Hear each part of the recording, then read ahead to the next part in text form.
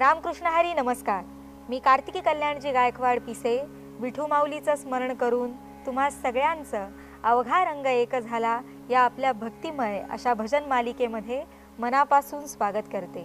खोजी हुए तो तुरत मिलूं मैं, एक पल की तलाश में. कहता कबीरा सुनो भाई साधो, मैं हूँ विश्वास मेरे. मोको कहा ढूंढे रे बंदे, मैं तो तेरे पास रे. विश्वास. विश्वास या एका शब्दात संत कबीरांना देव सापडला. देव उघड्या डोळ्यांनी माणसाला दिसत नसला तरी त्याच्यावर विश्वास ठेवला की तो मनचक्षुंनी देवाला बघूच शकतो, हा उपदेश त्यांनी सामान्य जनतेला दिला. माऊली, पण आजच्या युगात हा विश्वासच कुठेतरी हरवल्यासारखा वाटतो. विश्वासाची शक्ती अपरंपार आहे. देवावरचा अतूट विश्वास माणसाला खूप काही मोठं करण्याची जिद्द देऊन जातो. हाच विश्वास आणि जिद्द आपणही दाखवूया आणि आजच्या निरूपणाला सुरुवात करूया. दंग होऊया आजच्या हरिनामामध्ये. वारकरी संप्रदाय जगाच्या पाठीवरती असा एक संप्रदाय आहे ज्यानं द्वैताला स्वीकारलं आणि अद्वैताला स्वीकारलं, सगुणाला स्वीकारलं, निर्गुणालाही स्वीकारलं. म्हणून या संप्रदायामध्ये श्रीमद शंकराचार्यांचा अद्वैत वेदांत आणि श्रीपाद मध्वाचार्यांचा द्वैत वेदांत दोघांनाही एकत्र करण्याचं सामर्थ्य आहे. ह्याच वारकरी संप्रदायामध्ये एक इच्छा अशी असते की सगुणाचा उपासना प्रकार हा निर्गुणापर्यंत पोचवणारा असावा आणि निर्गुणाचा उपासना प्रकार हा सगुणापर्यंत असावा. म्हणून आमच्या विविध संतांनी करुणी खळे हरिदासी त्या निर्गुण स्वरूपाला चतुर्भुज केलं, त्याला विटेवरती स्थानापन्न केलं. तिथे अनेक संतांची मांदियाळी आहे. म्हणून जगद्गुरु तुकोबर यांच्या अंतकरणात एक विचार स्फुरला की मी पंढरीशी जावं, पंढरीला जाऊन तिथे अनेक संतांच्या भेटी होतील, उराउरी आलिंगन दिलं जाईल, एकमेकांचे विचार एकमेकांच्या जवळ येतील, आम्ही सर्व संत मिळणार आहोत आणि सर्व एकत्र येऊन त्या पांडुरंग परमात्म्याचं दर्शन घेणार आहोत. म्हणून माझ्या जीवनामध्ये एक ध्येय होतं, आज ते माझं पूर्ण झालं. पावलो पंढरी, मी पंढरीला प्राप्त केलेला आहे. म्हणून आजचा दिवस हा सोन्याचा माझ्या जीवनामध्ये आहे. ह्या आशयाचं हे काव्यसूत्र अर्थातच अभंग जगद्गुरु तुकोबर यांचा लिखित आणि संत जगनाडी महाराज यांनी तो आपल्या हाताने शब्दबद्ध केलेला. आज आपण त्यावरती सुंदर रचना ऐकूया.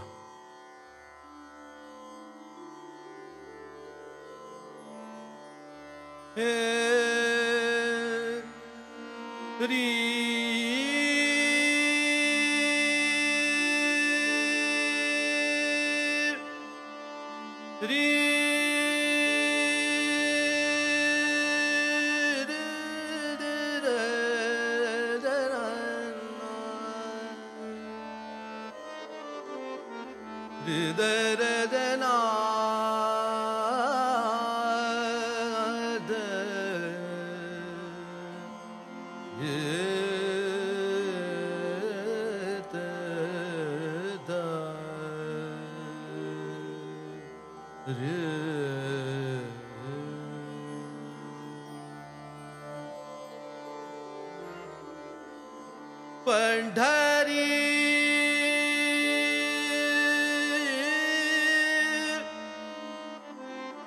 पंढरी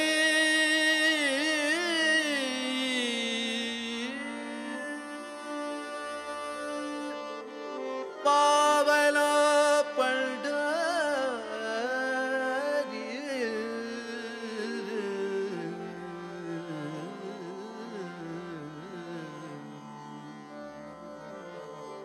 पावलो पंढरी वैकुंठ भुवन. पावलो पंढरी वैकुंठ भुवन. पावलो पंढरी वैकुंठ भुवन. पावलो पंढरी वैकुंठ भुवन. धन्य आजी दीन सोनियाचा, धन्य आजी दीन सोनियाचा. पावलो पंढरी वैकुंठ भुवन पावलो पंढरी वैकुंठ भुवन.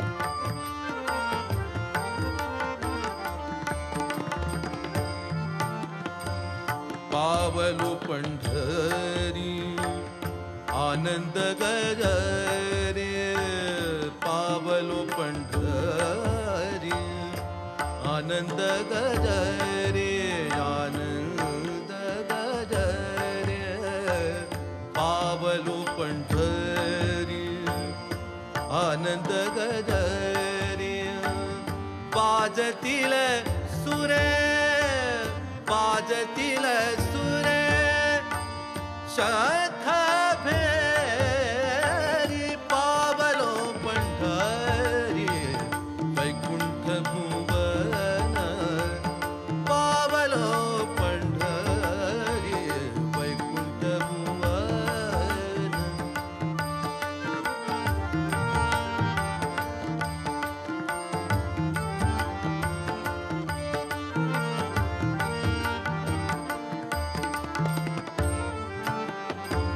पावलो पंढरी येर झार गुंतली येर झार गुंतली पावलो पंढरी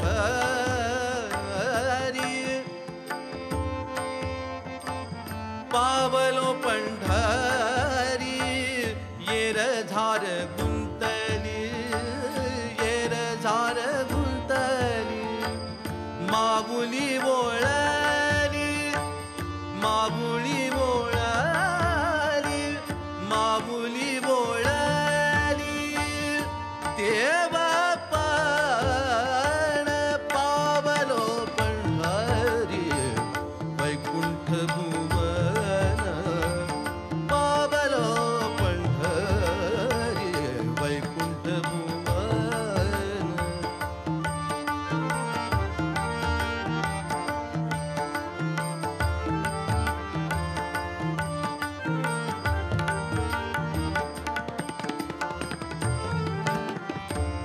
पावलो पंढरी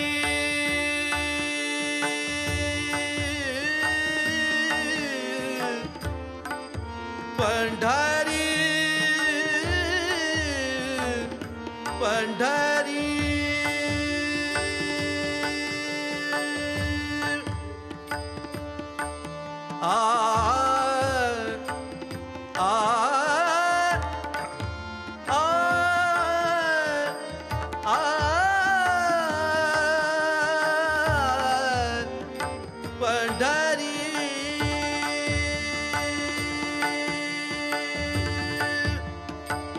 पावलो पंढरी आपुले माहेर आपुले माहेर पावलो पंढरी आपुले माहेर वापुले माहेर पावलो पंढरी आपुले माहेर वापुले माहेर नाही संसार नाही संसार नाही संसार तू का म्हणे पावलो पंढरी वैकुंठ भुवन पावलो पंढरी वैकुंठ भुवन.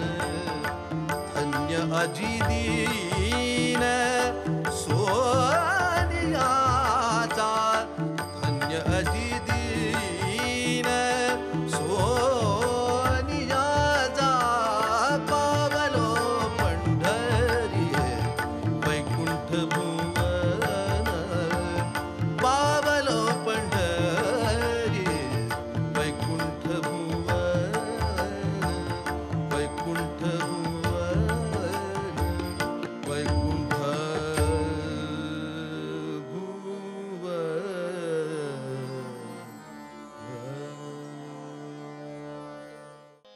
रामकृष्ण हरी. 16व्या शतकामध्ये संत एकनाथ महाराजांनी पैठणामध्ये निवास करत असताना सकल समाजाकरता अनेक प्रकारची ग्रंथसंपदा निर्माण केली. आणि या ग्रंथसंपदेमध्ये काही माणसं अशीही होती की त्यांना तत्वज्ञान न कळणारी, चिंतन न समजणारी, गूढ भावार्थ न कळणारी, मग अशा सर्वसामान्य लोकांसाठी आकर्षक अशा मुखड्यांचं कवड ज्यांनी रचावं. मग कधी भारुडांनी सुद्धा हे सांगितलं, तर कधी गवळणींचा आधार घेतला. तर अशीच एक गवळण सांगताना महाराज समाजाला प्रबोधन करतात. आणि हे प्रबोधन सुद्धा अत्यंत सुंदर, अगदी छोट्या छोट्या वाक्यांमधली ही रचना फार मोठे दृष्टांत सांगून जातात. की कोणी संत घरी आला म्हणून बोलून शिणवावं, पाहुणा कितीही प्रेमाचा प्रीतीचा असला म्हणून फार दिवस ठेवून घेता येत नाही, परस्त्री कितीही सुंदर असली तरी तिचा स्वीकार केला जात नाही, सुरी सोन्याची असली म्हणून कोणी वार करून घेईल का. अशा छोट्या छोट्या उदाहरणांनी फार सुंदर असं वर्णन करावं किंवा समाजाला बोध करावा. आणि अशीच एक गवळण आज या ठिकाणी आपण ऐकणार आहोत.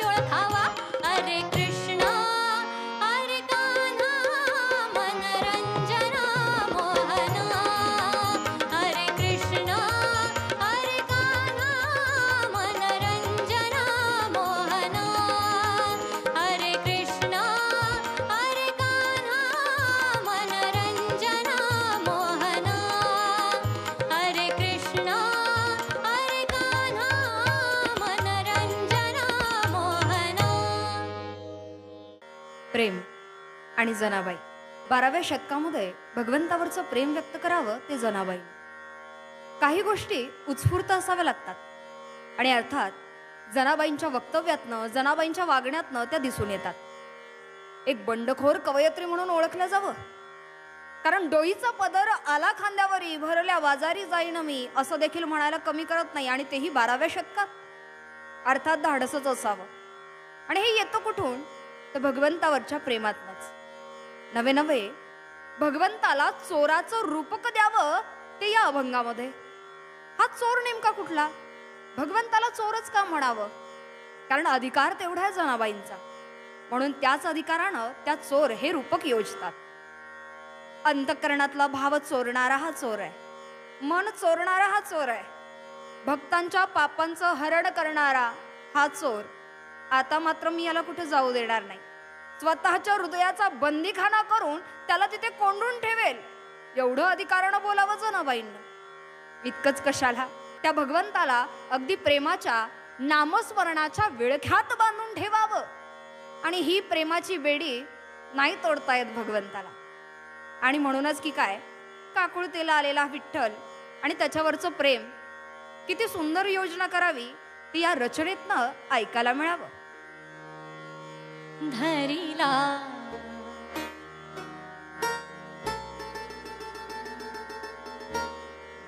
धरिला पंढरीचा चोर, धरिला पंढरीचा चोर, गळा बांधून आडोर, गळा बांधून आडोर, गळा बांधून आडोर, ओ धरिला पंढरीचा चोर, धरिला पंढरीचा चोर.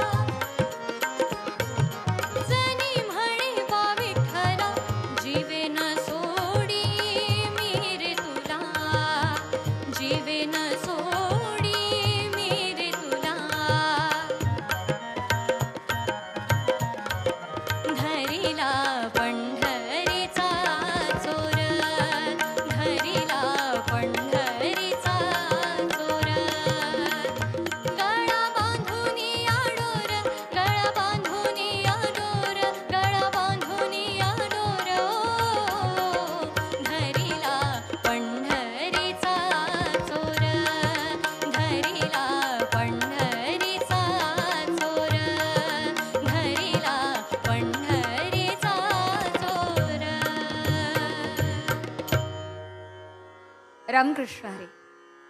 संत श्रेष्ठ पैठण निवासी एकनाथ महाराजांची ही गवळण. आणि अर्थात अद्यापपर्यंत अनेक संतांच्या मुखारविंदातनं आलेल्या गवळणी. मात्र या गवळणीमध्ये अत्यंत सुंदर असं वर्णन करावं या गवळणीचं ते नाथबाबांनी.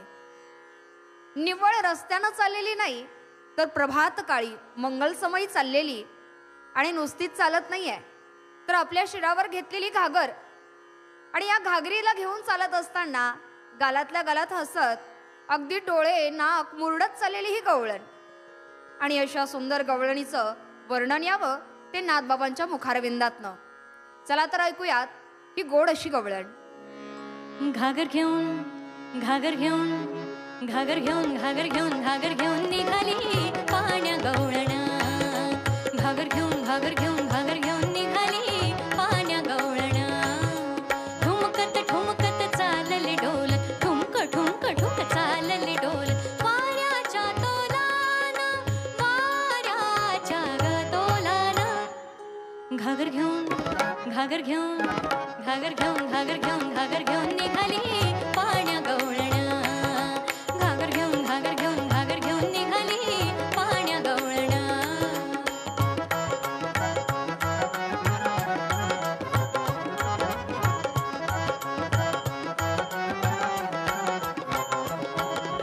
हसत खुद खुद मोडीत डोळे हसत खुद खुद मोडीत डोळे मनी आठवी कृष्णाचे चाळे मनी आठवी कृष्णाचे चाळे लगबगीने प्रभात काळी आली नंद अंगणी घागर घेऊन घागर घेऊन घागर घेऊन घागर घेऊन घागर घेऊन निघाली पाण्या गवळण घागर घेऊन घागर घेऊन घागर घेऊन निघाली पाण्या गवळण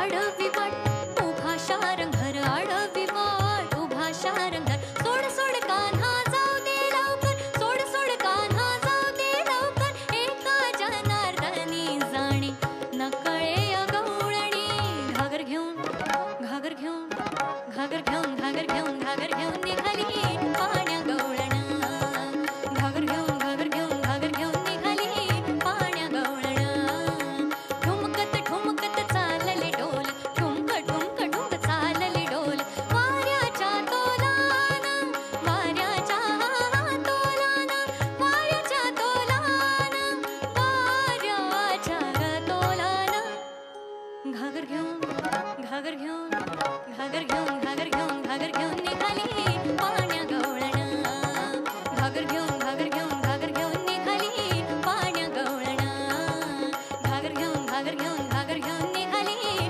पाण्या गवळण देवाची कृपा होणं, देवाचा कृपाप्रसाद हे प्राप्त करण्यासाठी साधकाची नेहमीच धडपड असते.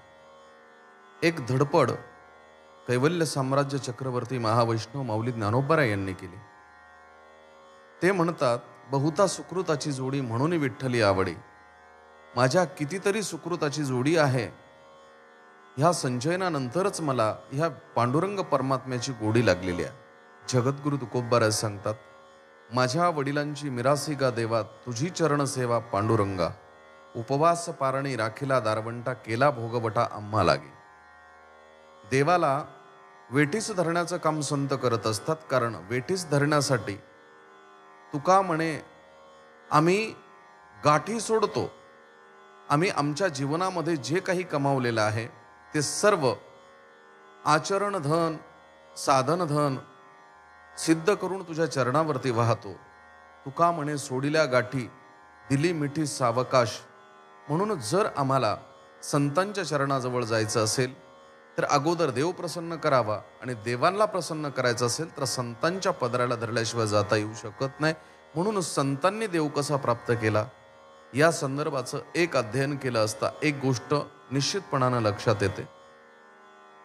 जगद्गुरु तुकोबाराय, संत ज्ञानेश्वर महाराज तसेच संत नामदेव महाराज यांच्याही जीवनामध्ये तेच आहे.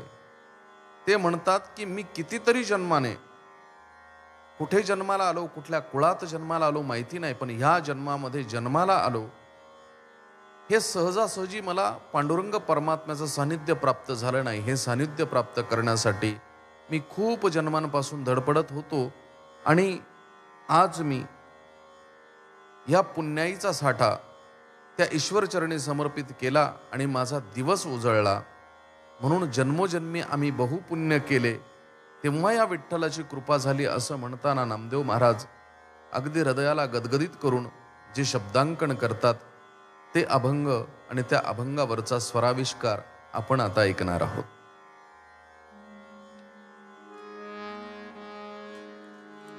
आ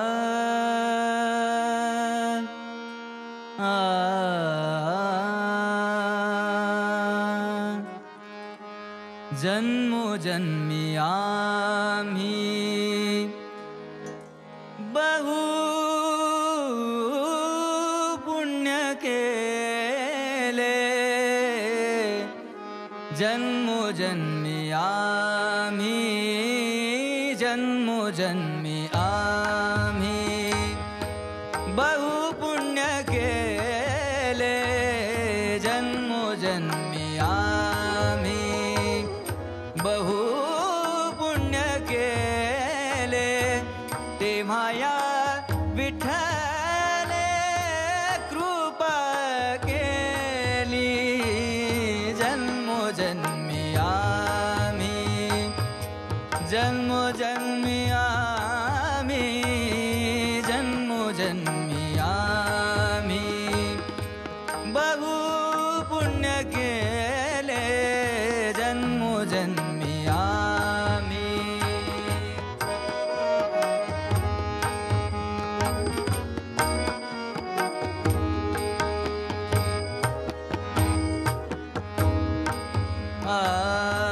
जन्मोनी संसारी झालो त्यांचा दास, जन्मोनी संसारी झालो त्यांचा दास, जन्मोनी संसारी झालो त्यांचा दास, माझा तो विश्वास, माझा तो विश्वास, माझा तो विश्वास, माझा तो विश्वास, माझा तो विश्वास पांडुरंगी, जन्मोजन्मी आम्ही बहु पुण्य केले, जन्मोजन्मी आम्ही, जन्मोजन्मी आम्ही.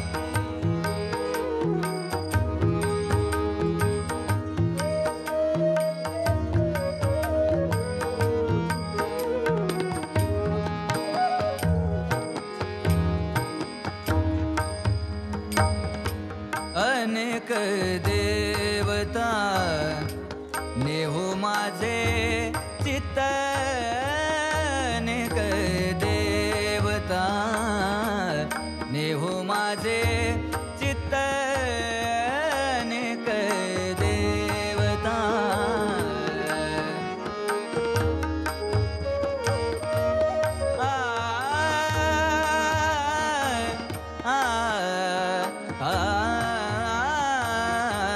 अनेक देवता नेहो माझे चित्त, गोड गीत गात विठोबाचे, जन्मोजन्मी आम्ही हो बहु पुण्य केले, जन्मोजन्मी आम्ही, जन्मोजन्मी आम्ही.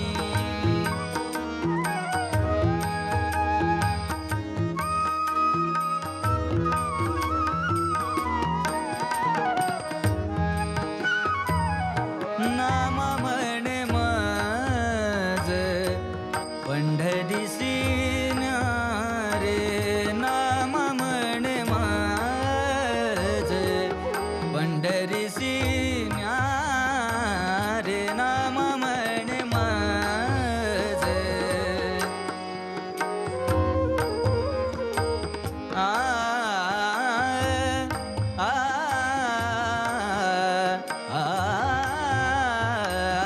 नाम म्हणे माझ पंढरीसी न्यारे, हडसोनी द्यारे, हडसोनी द्यारे, हडसोनी द्यारे, हडसोनी द्यारे, हडसोनी द्यारे विठोबासी, जन्मोजन्मी आम्ही बहु पुण्य केले,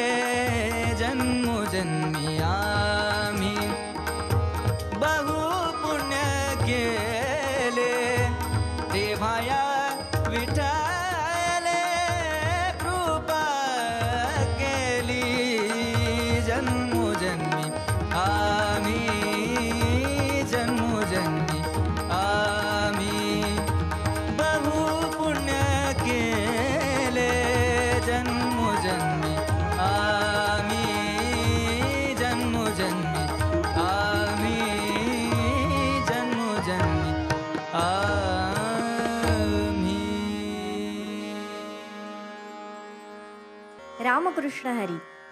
माणसाने कसं बोलावं हे माऊली ज्ञानोबारायांकडून शिकावं. कारण ज्ञानोबाराय आपल्या सर्वांवर टपून असलेला काळ, त्या काळाला सुद्धा काळू म्हणतात. थोडक्यात माऊली उकाराची भाषा बोलतात. अहो, अवगुण हा शब्द ऐकताना सुद्धा किती गढूळ वाटतो, परंतु माऊली त्या अवगुणू शब्दाला सुद्धा अवगुणू म्हणतात. हे नवलच आहे. आणि इथे ज्ञानोबाराय एका भ्रमराला मनाची उपमा देतात. हे मन कसं आहे? भ्रमरासारखं आहे, म्हणजे भुंग्यासारखं आहे. ते एका जागेवर स्थिर राहत नाही. भुंगा जसा या फुलावरून त्या फुलावर, त्या फुलाचा सुगंध, ह्या फुलाचा सुगंध, असा सतत सतत सतत भ्रमर करत असतो. अगदी तसं मन हे आपण इथे आहोत, परंतु खरंच आपलं मन इथे असेलच याची काही शाश्वती नाही. पण एकदा हे मन तुकोबाराय म्हणतात की त्या भगवंताच्या चरणावर लावा आणि मग काय होईल? त्या भगवंताच्या चरणाच्या गोडीसाठी ते सोकेल. लाचावले म्हण लागलीसे गोडी, ते जीवेन सोडी ऐसे झाले. एकदा त्या मनाला तिथे स्थिर केलं की ते पुन्हा तिथून सोडणार नाही. आणि त्या भ्रमराची उपमा देऊन माऊली सांगतात की त्या मनाला भगवंताच्या चरणी स्थिर करा. ऐकूया, ऋणू झुणू रे भ्रमरा.